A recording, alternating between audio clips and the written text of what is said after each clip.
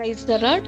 ఈ రోజు దేవుని వాక్యము హోషేయ గ్రంథము 1వ అధ్యాయము 10వ వచనం.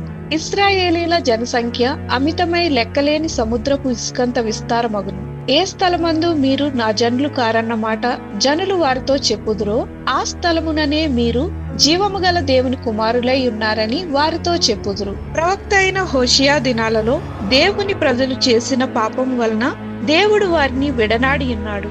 అందుచేత శత్రువులు వారి మీద దాడి చేసి వారి సమస్తమును దోచుకున్న సమయంలో దేవుని కరుణ, దయ, జాలికి దూరమైపోయిన తన ప్రజలకు ఇస్తున్న వాగ్దానం, ఏ స్థలములో సిగ్గును, నిందను, అవమానమును అనుభవించి ఉన్నారో అదే స్థలములో మీరు నిజముగా జీవము గల దేవుని పిల్లలని దేవుడు సాక్ష్యం ఇస్తున్నాడు. ప్రార్థన.